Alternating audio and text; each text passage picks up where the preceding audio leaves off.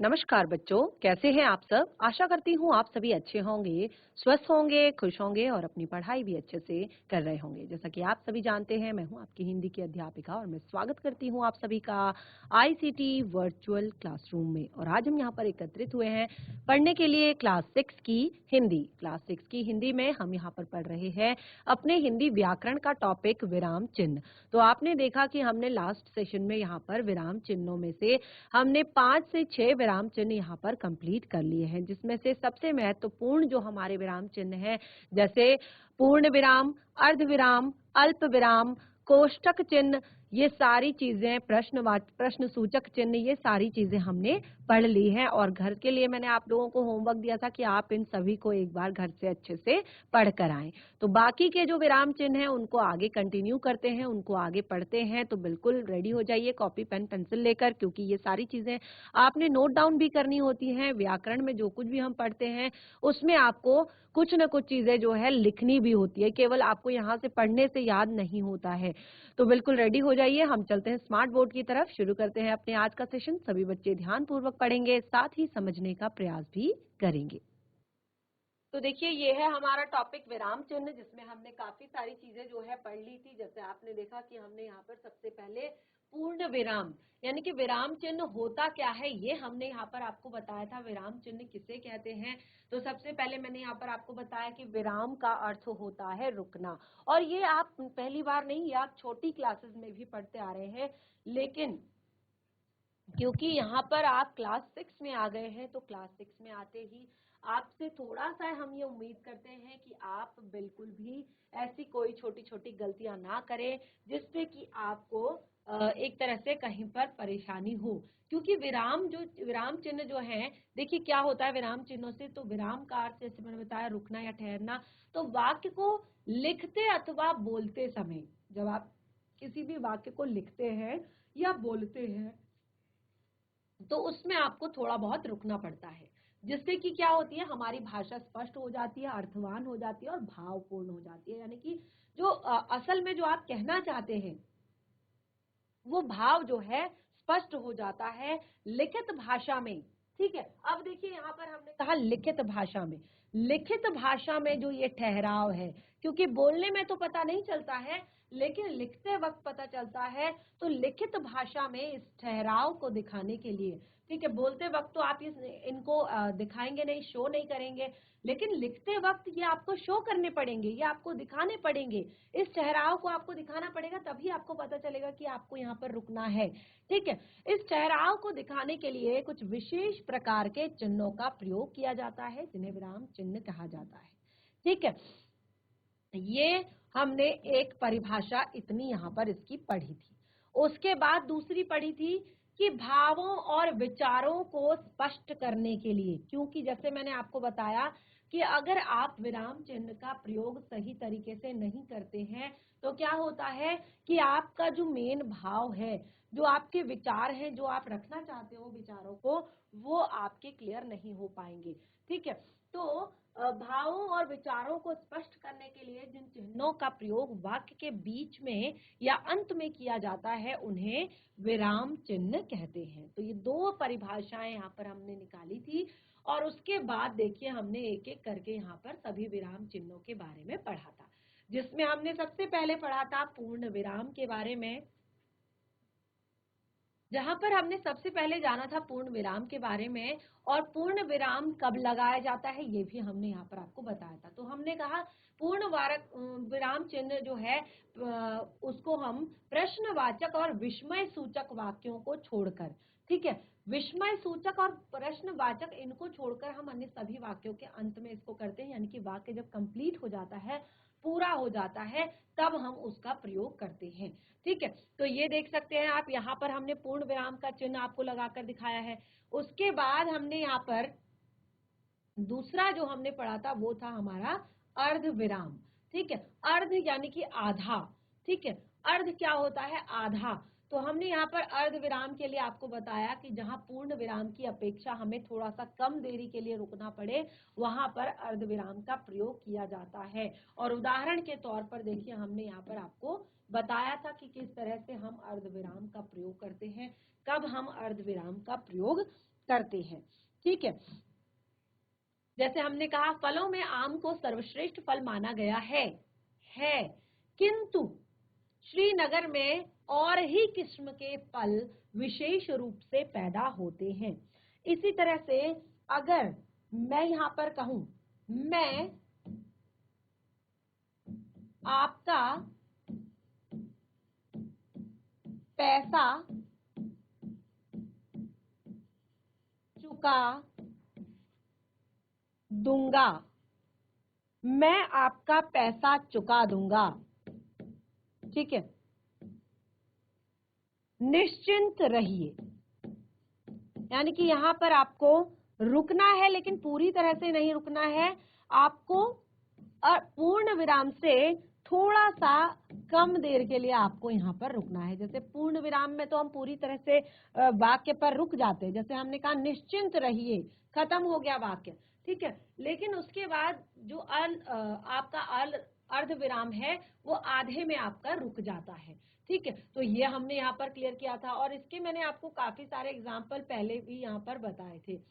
और बाकी हमारा आता है अल्प विराम। तो अल्प विराम के लिए भी मैंने काफी सारी चीजें आपको बताई थी कि अल्प विराम जब होता है जहां पर अर्ध विराम की तुलना में हमें और कम देर के लिए रुकना होता है, और एक ही प्रकार के शब्दों का जब हम प्रयोग करते हैं। ठीक है, जैसे रघु अपनी संपत्ति, भूमि, प्रतिष्ठा और मान मर्यादा, संपत्ति, भूमि, प्रतिष्ठा और मान मर्यादा।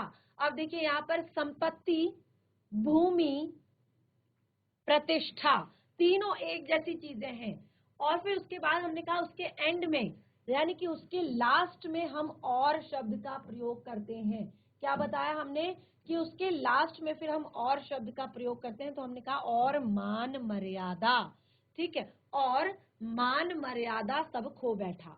ठीक है, और जब पत्र में आप अभिवादन लिख रहे हो, जैसे मैंने आपको बताया कि जब हम पत्र लिखते हैं तो हम जैसे पत्र में पहले तो हम एड्रेस वगैरह डालते हैं, फिर जैसे लिखते हैं अगर पिताजी को लिख रहे हैं तो पूज्य पिताजी, या अगर अपने टीचर को लिख रहे हैं तो हम लिखते हैं महोदय या महोदया। ठीक है, उसके बाद हम अल्प विराम का प्रयोग करते हैं। ठीक है, भवदीय, मान्यवर।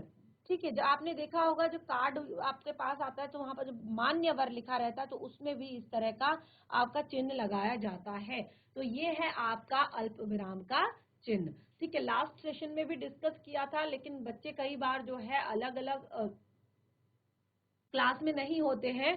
तो देखिए तारीख के बाद जब हम महीने का नाम लिखते हैं, ये भी मैंने आपको क्लियर किया था, जैसे 2 अक्टूबर। ठीक है, 2 अक्टूबर लिखा, उसके बाद देखिए हमने यहाँ पर अर्ध जो अल्प विराम है उसको लगाया है।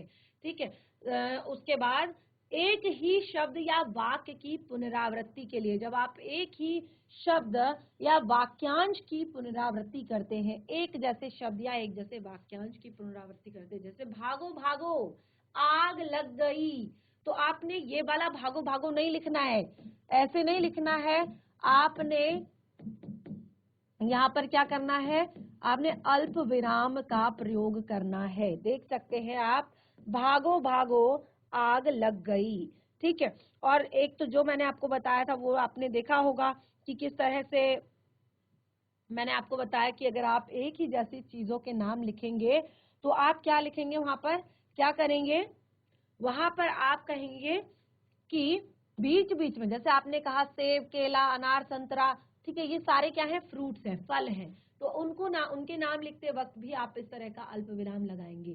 ठीक है, तो ये हमने अल्प विराम पढ़ा था। उसके बाद हमने लास्ट सेशन में जो पढ़ा था वो था हमारा प्रश्नवाचक चिन्ह।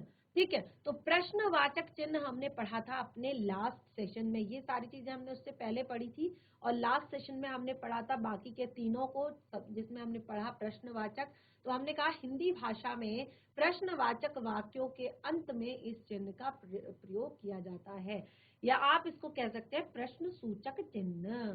तो आप चित्र में देख रहे हैं कि प्रश्न सूचक चिन्ह किस तरह का होता है, और प्रश्न सूचक चिन्ह का प्रयोग हम कब करते हैं, यानी कि जब हमें कहीं पर प्रश्न पूछे जाने का बोध हो रहा हो, वहां पर हम प्रश्न सूचक चिन्ह का प्रयोग करते हैं। ठीक है, जैसे आप देख रहे हैं, तुम कहाँ जा रहे हो, तुम कहाँ जा रहे हो, तुम कहाँ गए थे, ठीक है। इस तरह के और भी बहुत सारे जो आपके वाक्य हैं, जैसे आप कौन हैं, आप कौन हैं, ठीक है, या आप क्या करते हैं, ठीक है। आपसे पूछते हैं ना आप कौन सी क्लास में पढ़ते हैं, ठीक है, आप कौन सी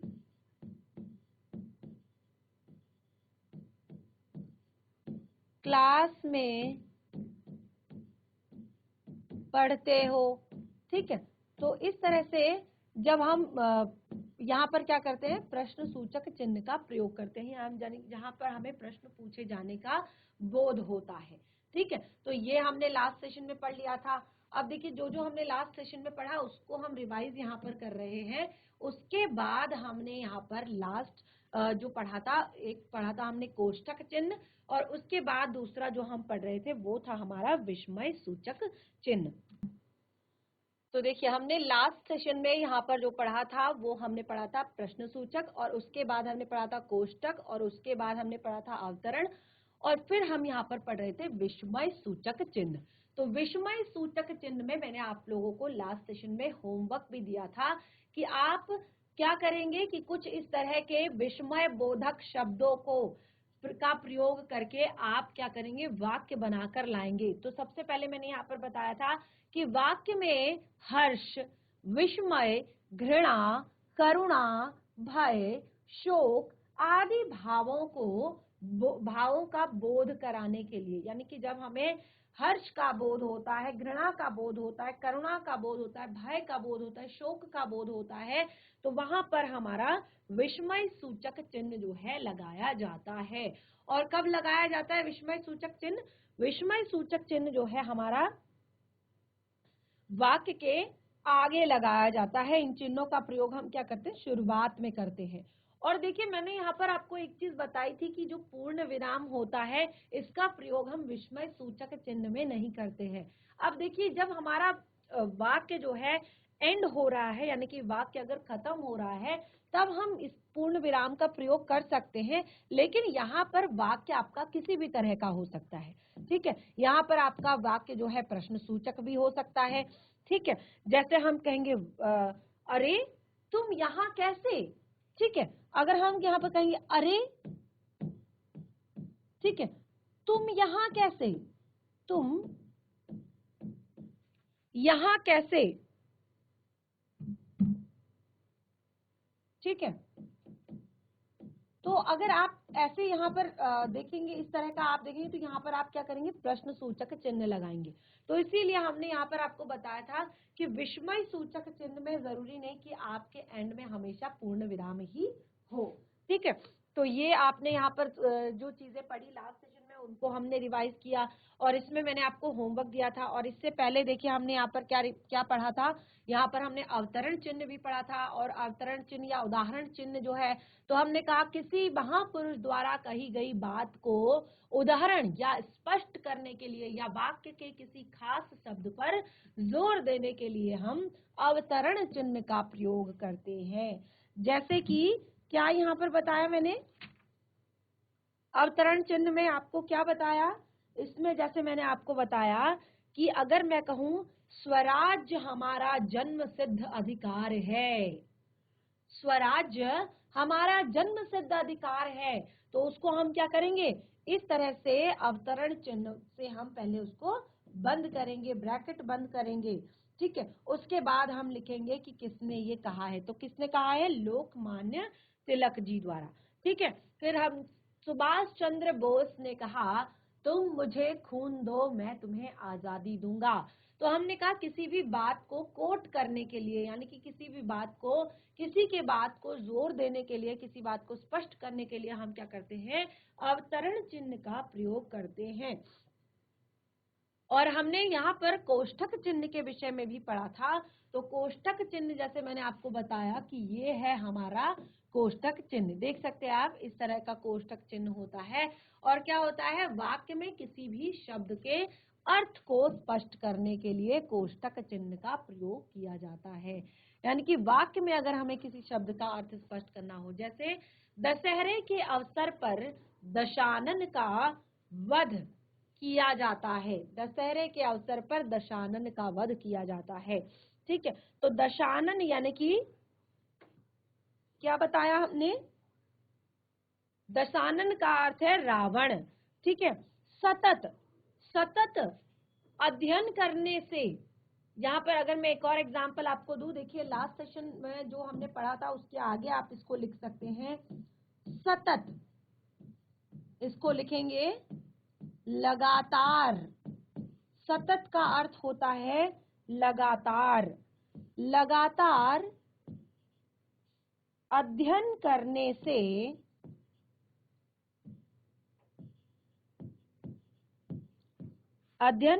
से हर कार्य आसान हो जाता है। ठीक है, यानी कि अगर आप सतत प्रयास करेंगे, अगर आप लगातार, सतत कहा है, देखिए सतत, उसको हमने क्या किया, कोष्ठक में बंद किया और उसका हमने अर्थ क्लियर किया कि सतत का अर्थ होता है लगातार। तो सतत अध्ययन करने से हर कार्य आसान हो जाता है। ठीक है, इसी तरह से लता मंगेशकर भारत की स्वर कोकिला, स्वर कोकिला यानी कि मीठा गाने वाली। ठीक है, द्वारपाल राजन संवाददाता आना चाहता है। द्वारपाल, ठीक है, जो द्वारपाल होता है वो हमेशा कैसे बात करता है राजा से, तो उसकी द्वारपाल की जो बात है उसको स्पष्ट करने के लिए हम ब्रैकेट में लिखेंगे सर झुकाकर। ठीक है, तो इस तरह से हमने यहाँ पर काफी सारी चीजें लास्ट सेशन में पढ़ ली थी। और जो लास्ट हम पढ़ रहे थे विस्मय सूचक चिन्ह, उसमें मैं यहाँ पर आप लोगों को एक आध उदाहरण और बता देती हूँ ताकि आप इसको अच्छे से समझ पाए। तो जैसे यहाँ पर मैंने आपको बता दिया था कि इसमें हमारा हर्ष यानी कि खुशी वाला शब्द, विस्मय आश्चर्य वाला शब्द, घृणा वाला शब्द, करुणा से भरा हुआ शब्द, भय, शोक, दुख आदि जो भावों को प्रकट करता है। तो जैसे मैंने यहाँ पर बताया था, छी छी कितना गंदा है। ठीक है, छी छी कितना गंदा है। छी छी यानी कि जो क्या दिखा रहा है, घृणा को प्रदर्शित कर रहा है। तो आप देखेंगे हमने क्या किया, उसके साथ विस्मय सूचक चिन्ह का प्रयोग किया है। साथ ही वाह कितनी सुंदर इमारत है। ठीक है, या कहेंगे वाह कितना सुंदर दृश्य है। ठीक है, हाय राम ये कैसे हो गया। ठीक है, अरे तुम यहाँ कैसे, तुम यहाँ कैसे। ठीक है, तो जितने भी, जहां पर आश्चर्य, जहां पर शोक, जहां पर दुख, जहां पर हर्ष, जहां पर विस्मय आदि भावों को प्रकट करना हो, वहां पर विस्मय सूचक चिन्ह का प्रयोग किया जाता है। तो लास्ट सेशन में हमने यहाँ तक पढ़ा था और मैं आशा करती हूँ कि आप सभी ने नोट डाउन भी ये किया होगा। उसके बाद हम आगे बढ़ते हैं अपने अगले विराम चिन्ह की तरफ। देखिए ये हमने यहाँ तक कंप्लीट कर लिया है और आप सभी ने अच्छे से पढ़ भी लिया है कि किस तरह से हिंदी भाषा में विस्मय, आश्चर्य, घृणा, शोक आदि का जब हम बोध कराते हैं तो उसके आगे हम विस्मय सूचक चिन्ह का प्रयोग करते हैं। ठीक है, उदाहरण भी देख लीजिए, आपको यहाँ पर उदाहरण भी, यहाँ भी मैंने आपको दिए हैं उदाहरण। तो देखिए अगर आप इस तरह से पढ़ते हैं तो आपको क्या होता है, अच्छे से क्लियर हो जाता है। ठीक है, सारी चीजें आपको अच्छे से क्लियर हो जाती हैं। ये सारी चीजें क्लियर हो गई। अब हम बढ़ते हैं आगे अपने नेक्स्ट, जो हम यहाँ पर पढ़ रहे हैं विस्मय सूचक के बाद नंबर 6। देखिए इससे पहले हमने 7 जो है पढ़ लिए हैं। अब हम नंबर 8 यहाँ पर पढ़ने जा रहे हैं, वो है हमारा लाघव चिन्ह। नंबर 8 लाघव चिन्ह। और बिल्कुल वहीं से कंटिन्यू करेंगे आगे, जहां पर लास्ट सेशन में आप लोगों ने छोड़ा था वहीं पे कंटिन्यू करेंगे। लाघव चिन्ह नंबर जो है 8 आप डालेंगे लाघव चिन्ह। और लाघव चिन्ह कैसा होता है, इस तरह का। ठीक है, लाघव चिन्ह कैसा होता है, इस तरह का होता है। तो देखिए क्या होता है लाघव चिन्ह, शब्दों को संक्षिप्त रूप में लिखने के लिए। आपने देखा होगा कई बार हम क्या करते हैं कि शब्दों को छोटे रूप में लिख देते हैं। तो पहले देखिए, नोट कर लीजिए, फिर हम इसको यहाँ पर समझते हैं कि शब्दों को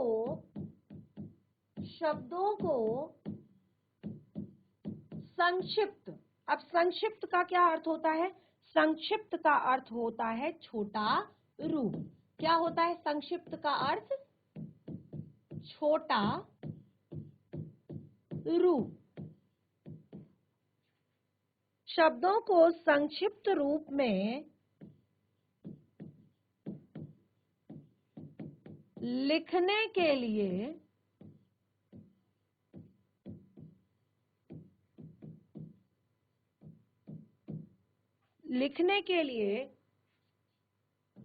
जिस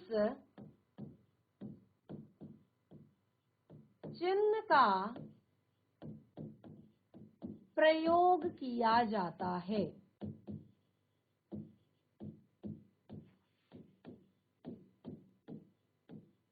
उसे लाघव चिन्ह कहते हैं। उसे क्या कहते हैं? लाघव।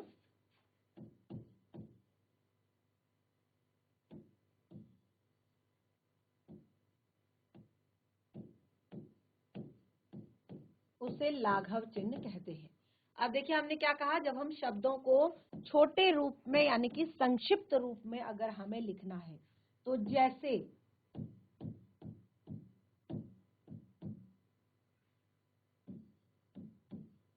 डॉक्टर, ठीक है, आपको लिखना है डॉक्टर। तो अगर कोई डॉक्टर है तो हम सबके नाम के आगे इस तरह से तो डॉक्टर नहीं लिखते ना। क्या जो डॉक्टर होते हैं उन सबके नाम के आगे इस तरह से डॉक्टर लिखा जाता है? नहीं लिखा जाता है। कैसे लिखा जाता है? संक्षिप्त रूप लिखा जाता है और उसके बाद इस तरह से क्या लगाया जाता है? आपका लाघव चिन्ह लगाया जाता है। ठीक है, इस तरह से संक्षिप्त रूप में लिखा जाता है और उसके बाद लाघव चिन्ह वहां पर लगाया जाता है। ठीक है, अगर आपने लिखना है पंडित, अगर आपने लिखना है पंडित, तो कैसे लिखा जाता है? पंडित शब्द को कैसे लिखा जाता है संक्षिप्त रूप में? उसको लाघव चिन्ह द्वारा प्रदर्शित कर दिया जाता है। देखिए पंडित। ठीक है, इसी तरह से अगर लिखना है आपको उत्तर प्रदेश,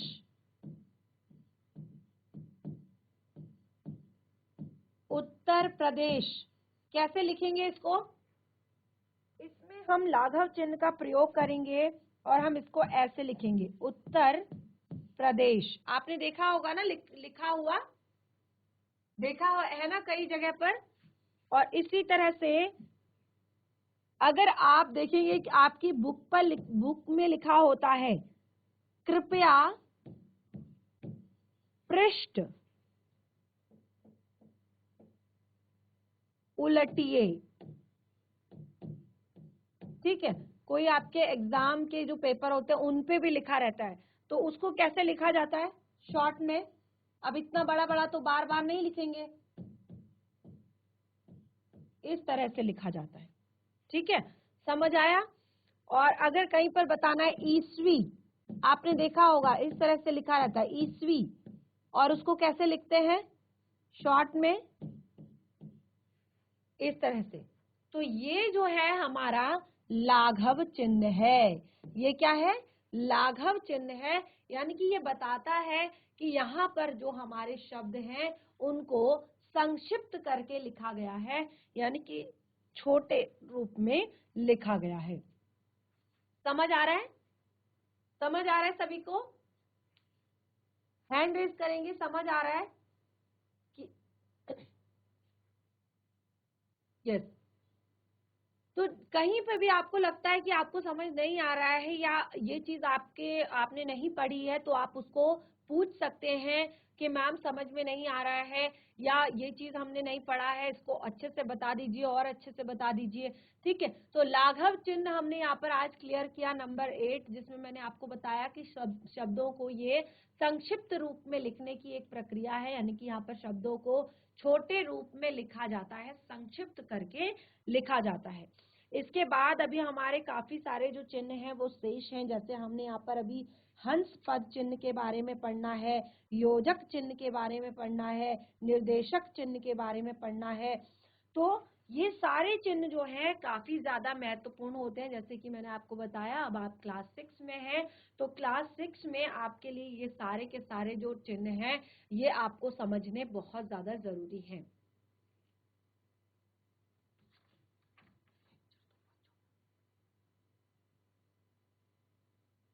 तो देखिए आगे बढ़ते हैं।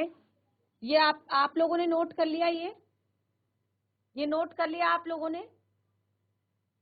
जो भी आपसे पूछा जाए तो फटाफट से हैंड रेज करके आप क्लियर कीजिएगा, क्योंकि इस तरह से पता नहीं चलता है, फिर आगे नहीं बढ़ पाते हम। ये नोट कर लिया सभी ने? अगला जो हमारा चिन्ह है वो है योजक चिन्ह। ठीक है, नंबर 9 है हमारा योजक चिन्ह। योजक चिन्ह क्या होता है? योजक चिन्ह किसे कहते हैं? योजक चिन्ह। और योजक चिन्ह का जो आपका चिन्ह होता है वो इस तरह का होता है। ठीक है, योजक चिन्ह में जो आपका चिन्ह होता है वो इस तरह का होता है। ये सारे विराम चिन्ह यानी कि आपने कहाँ कहाँ पर रुकना है। ठीक है, तो जब इस तरह का आपका चिन्ह होगा वहां पर भी आपने रुकना है। अब देखिए योजक, योजक जो शब्द है इसका अर्थ होता है जोड़ना। योजक का क्या अर्थ होता है? योजक का अर्थ होता है जोड़ना या जोड़ने वाला। ठीक है, योजक का अर्थ होता है जोड़ना या जोड़ने वाला। ठीक है, अब क्या करता है? दो शब्दों को आपस में जो जोड़ता है। योजक का क्या अर्थ होता है? योजक चिन्ह क्या करता है? दो शब्दों को आपस में जोड़ता है। ठीक है, दो शब्दों को आपस में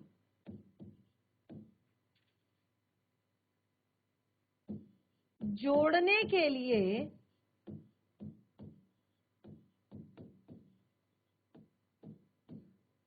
ठीक है, अर्थात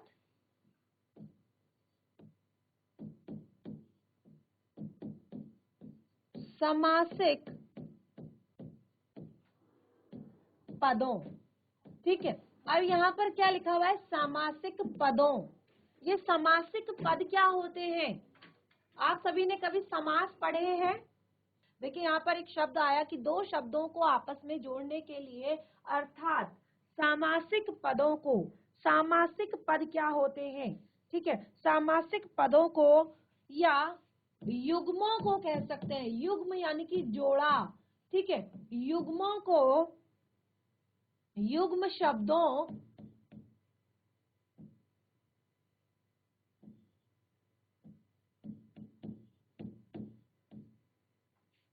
पुनरुक्त क्या होते हैं? ये जिनकी पुनरावृत्ति की गई हो। ठीक है, युग्म शब्दों, पुनरुक्त तथा तुलनात्मक शब्दों। तुलनात्मक यानी कि जिनकी आपस में तुलना की जाए। तुलनात्मक शब्दों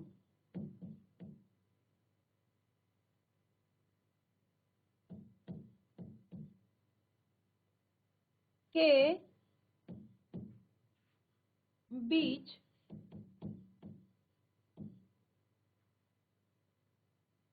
में लगाया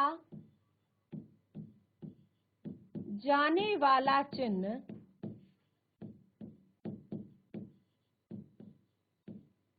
योजक चिन्ह कहलाता है।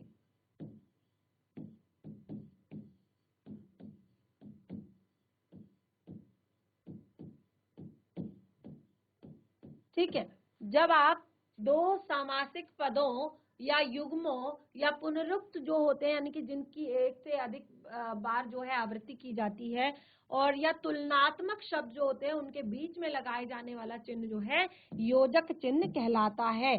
ठीक है, उनके बीच में लगाए जाने वाला चिन्ह योजक चिन्ह कहलाता है। जैसे अब देखिए, ध्यान दीजिएगा, और योजक चिन्ह जो मैंने बताया है वो आप देख सकते हैं। तो जैसे क, उदाहरण के लिए कहां कहां पर योजक चिन्ह, रात, दिन। ठीक है, इसी तरह से अमीर, गरीब।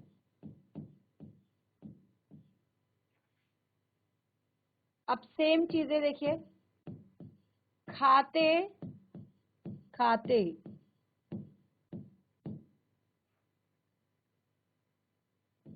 पीते, पीते।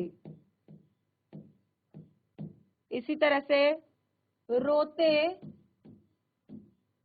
रोते। ठीक है, उसके बाद जैसे हमने यहाँ पर बताया तुलनात्मक, तुलनात्मक शब्दों के लिए भी लगाया जाता है। जैसे भरत सा भाई, यानी कि भाई की तुलना भरत से की गई है। चांद सी, चांद सी सूरत आदि। तो इस तरह से आपने देखा कि जैसे जैसे हमने यहाँ पर बताया था कि पुनरुक्ति जिनकी होती है, जैसे खाते खाते, पीते पीते, रोते रोते, सोते सोते, चलते चलते, हंसते हंसते। ठीक है, युग्म एक जैसे पेयर होता है, अमीर गरीब। ठीक है, दिन रात। ठीक है, युग्म शब्द भाई बहन, माता पिता। ठीक है, राधा कृष्ण। तो इन सब के बीच में क्या आता है, योजक चिन्ह आता है। तो इस तरह का आज का आपका होमवर्क है कि इसमें आप इसी तरह के और भी बहुत सारे उदाहरण जो है लिख कर लाएंगे। नेक्स्ट सेशन में हम पहले उन उदाहरणों को यहाँ पर समझेंगे, उसके बाद अपने बाकी के जो अगले टॉपिक्स हैं उनको कंटिन्यू करेंगे। तो हमने यहाँ पर आज अपने बाकी के विराम चिन्हों को आगे कंटिन्यू किया और साथ ही रिवाइज किया अपने उन विराम चिन्हों को जिन्हें हमने अपने लास्ट फ्यू सेशंस में पढ़ा था। तो लगभग हमने यहाँ पर पूरी तरह से पूरे टॉपिक को अच्छे से रिवाइज भी कर लिया है और आगे अच्छे से हम पढ़ भी रहे हैं। आज का आपका होमवर्क भी सेम है, यानी कि आपको फिर से जो भी चीजें यहाँ पर पढ़ाई हैं उनको घर पर अच्छे से पढ़ना है, और साथ ही कुछ एग्जाम्पल्स जो आपको होमवर्क में दिए हैं वो आपने खुद से लिख कर लाने हैं और अच्छे से टॉपिक पढ़ के आना है। कोई भी कहीं पे अगर डाउट हो तो वो नेक्स्ट सेशन में क्लियर करना है, और उसके बाद ही हम इसमें जो बचे हुए जो बाकी के हमारे टॉपिक्स हैं उनको आगे कंटिन्यू करेंगे। तो इस तरह से आज का सेशन हमारा यहीं पे समाप्त होता है। हम मिलेंगे अपने नेक्स्ट सेशन में, तब तक के लिए धन्यवाद। आपका दिन शुभ हो।